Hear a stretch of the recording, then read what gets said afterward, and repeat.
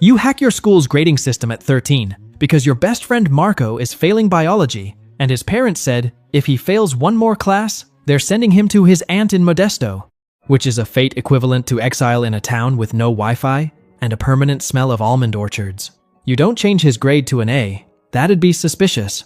You change it from an F to a C-.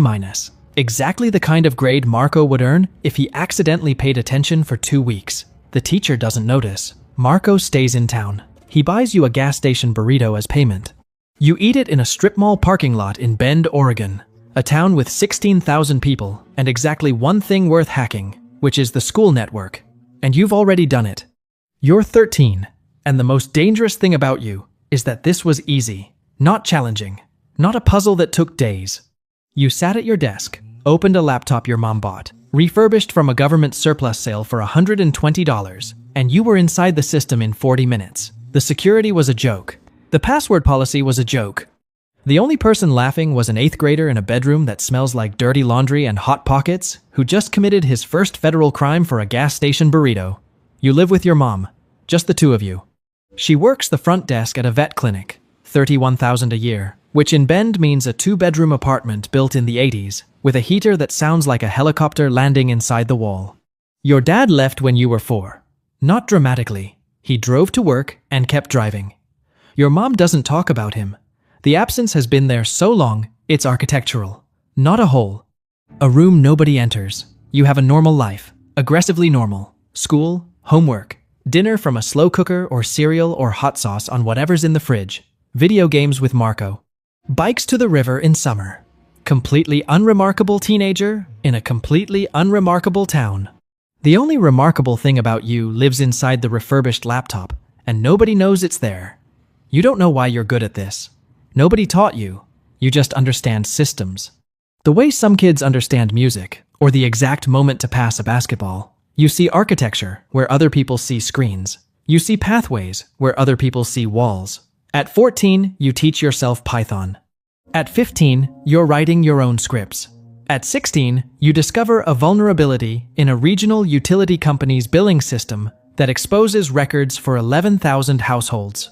You don't steal anything. You document the vulnerability, write a clear report, and post it on an encrypted forum used by security researchers, hackers, and the occasional intelligence analyst monitoring these spaces like a marine biologist watching the deep ocean. Your post gets 40 responses from people who recognize that the work is unusual, young, they suspect, untrained, and genuinely talented. Over 8 months, you post 11 more disclosures: municipal water systems, hospital networks, a regional bank, a state voter registration database. Each time you document the vulnerability and publish it so it gets fixed. You never steal data, you never extort, you never damage systems. You find holes and tell people the holes exist. At 16, you are the most ethical hacker in a space that doesn't always value ethics. And everything you're doing is still technically illegal because unauthorized access is a federal crime, regardless of intent.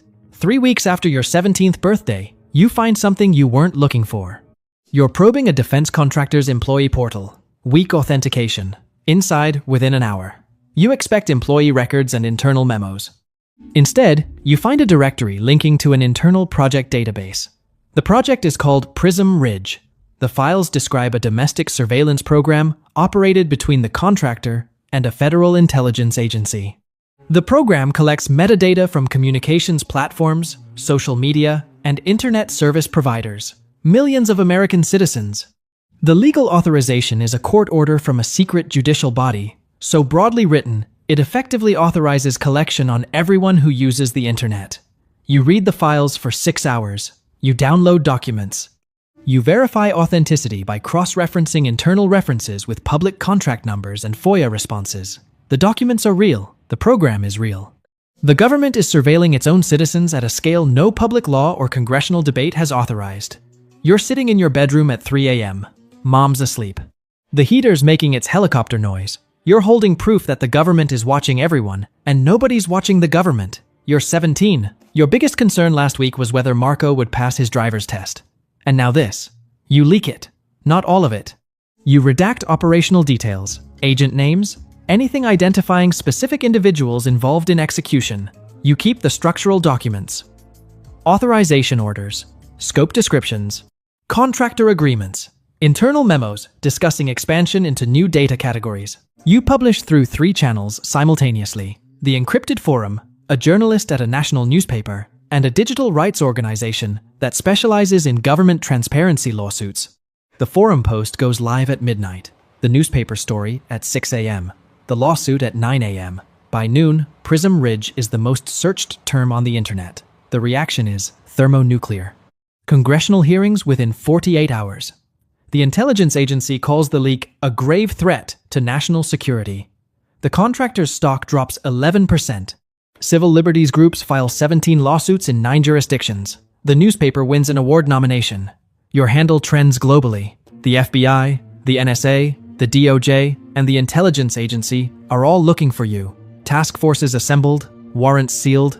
The full investigative machinery of the federal government pointed at a pseudonym, and behind the pseudonym is a 17-year-old eating cereal at 7 a.m., watching the coverage while his mom yells that he's late for school. You go to school. You sit in AP history. The teacher talks about the Pentagon Papers. A girl named Sophia, who you've had a crush on since freshman year, raises her hand and says the Prism Ridge leaker is a hero. The class votes. 19 say hero, 3 say criminal, 2 abstain. You abstain. You sit there, listening to your classmates debate the morality of what you did 12 hours ago, and you can't participate because the most wanted hacker in the country is wearing a hoodie with a ketchup stain, hoping the teacher doesn't call on him because he didn't do the reading, because he was busy dismantling a classified surveillance program. The next 2 months are the best of your life. The public discourse shifts. The agency acknowledges the program. Congressional hearings are televised. A federal judge rules one component unconstitutional. The digital rights organization builds a case that advances faster than anyone expected. You watch from your bedroom and feel something you've never felt. Agency. The sense that your existence has altered the world. A federal judge cited documents you extracted. A senator quoted statistics you compiled. A constitutional precedent exists because a 17-year-old in Oregon decided the public had a right to know. Marco notices you're different, happier. He says you've been weird positive, and it's freaking him out. You tell him you've been sleeping better. Sophia talks to you at lunch for the first time, about a movie. The conversation lasts 4 minutes and 20 seconds. You remember every word because 17-year-old brains record certain conversations with surveillance-grade fidelity, and the irony doesn't hit you until later. The FBI traces you on a Tuesday. Not through the leak itself, through the forum. Metadata correlation between posting times and Pacific Northwest time zone patterns. They narrow to Oregon, then Bend, then an IP address you routed through 7 proxies that the NSA's traffic analysis